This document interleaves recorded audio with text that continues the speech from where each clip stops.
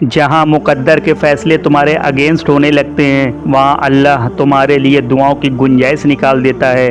جو اللہ نے تمہارے لیے لکھ رہا ہوتا ہے یا جسے وہ تمہارے مقدر میں لکھنے کے لیے تیار ہوتا ہے اسی کی طرف وہ تمہارے دلوں کو خود ہی موڑ دیتا ہے، پھر وہ دعائیں ہوں، قبولیت کے راستے ہوں، تہجد کے سجدے ہوں یا پھر کن کی منزلیں ہوں۔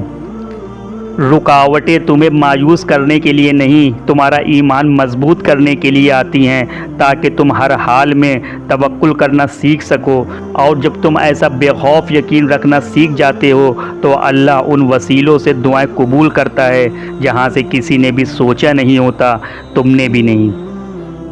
دل آزاری کر کے پھر اس رب سے صلہ کی امید کیسی؟ اس کے یہاں عبادتوں کے نہیں اجر ساری نیتوں کے ہوتے ہیں۔ رحم چاہیے اگر تو رحم کیا کرو، تکلیف دینے والوں کو بڑے نقصان اٹھانے پڑتے ہیں۔ توکل کا سفر صبر کے سفر سے بھی زیادہ مشکل ہوتا ہے، کیونکہ صبر کے سفر میں تو انسان اپنے دل کو سمجھا لیتا ہے کہ جو ہے بس وہی ہے، لیکن توکل ایسا موڑ ہوتا ہے کہ جب دل کو یہ پتہ بھی ہوتا ہے کہ سب ختم ہو گیا ہے لیکن پھر بھی ہم اپنے یقین کا انتخاب کرتے ہیں۔ تمہیں اتنا مضبوط تو ہونا چاہیے کہ تمہاری کمزوری کوئی نامحرم نہ بن سکے۔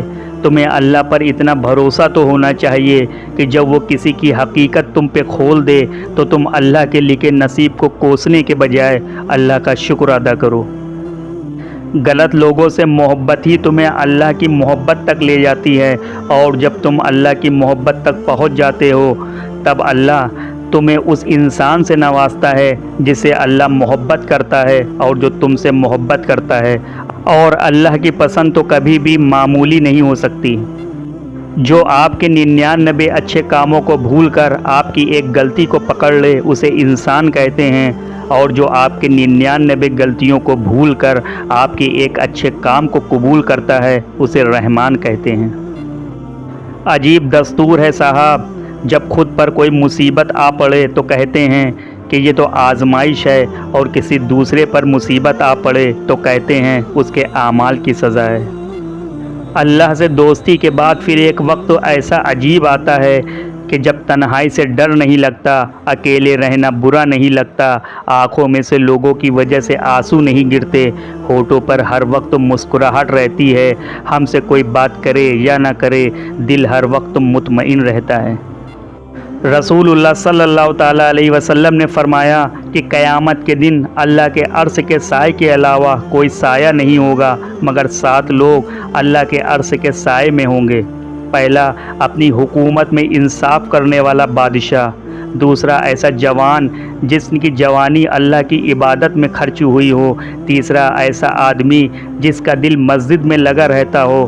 چوتھا، ایسے 2 آدمی جو اللہ کے لیے محبت کرتے ہوں، اللہ کی رضا کے لیے ملتے ہوں اور اللہ کی رضا کے لیے جدا ہوتے ہوں۔ پانچواں، ایسا آدمی جس کو ایک خوبصورت اور اچھے خاندان کی عورت زنا کی طرف بلائے لیکن وہ کہے کہ میں اللہ سے ڈرتا ہوں۔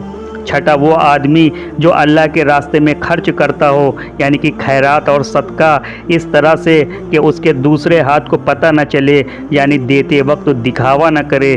ساتواں، ایسا شخص جو اللہ کا ذکر تنہائی میں کرے اور اس کے آنسو نکلنا شروع ہو جائیں۔ جب ہم کسی انسان کے پیچھے بھاگتے ہیں تو چاہے وہ جتنا بھی قریب ہو ہم سے دور ہو جاتا ہے، اور جب ہم اللہ کی طرف بس ایک قدم اٹھاتے ہیں تو وہ جتنا بھی دور ہو خود قریب آ جاتا ہے، اور یہ زندگی کی خوبصورت حقیقت ہے۔ اللہ سے ہر حال میں راضی رہو۔ ممکن ہے کہ تم کسی طوفان سے گزرو تو تمہیں اس وقت شکایت ہوگی، لیکن کچھ وقت کے بعد سمجھ آ جائے گا تو اللہ کا شکر ادا کرو گے کہ اللہ نے اس مشکل وقت سے گزارا۔ ہر مشکل میں کچھ سیکھ ہے، اور ہر رکاوٹ میں کچھ بہتری ہے، اور ہر مصیبت ایک نعمت ہے۔ جب کسی ضرورت مند کی آواز تم تک پہنچے تو اللہ کا شکر ادا کرو کہ اس نے اپنے بندے کی مدد کے لیے تمہیں پسند فرمایا، ورنہ وہ تو سب کے لیے اکیلا ہی کافی ہے۔ جو کوئی 5 وقت نماز پڑھتا ہے تو اللہ کی حفاظت میں ہوتا ہے، اور جس کی حفاظت اللہ فرماتا ہے اسے کوئی نقصان نہیں پہنچا سکتا۔ حضرت معین الدین چشتی رحمۃ اللہ علیہ فرماتے ہیں، جس کا مرشد نہیں اس کا کوئی دین نہیں، جس کا دین نہیں اس میں کوئی جذبہ نہیں، اور جس میں جذبہ نہیں اس میں محبت نہیں، اور جس میں محبت نہیں اس کا کوئی مرشد نہیں۔ مومن کی روح موت کے بعد قرض کے ساتھ لٹکی رہتی ہے جب تک اس کو ادا نہ کر دیا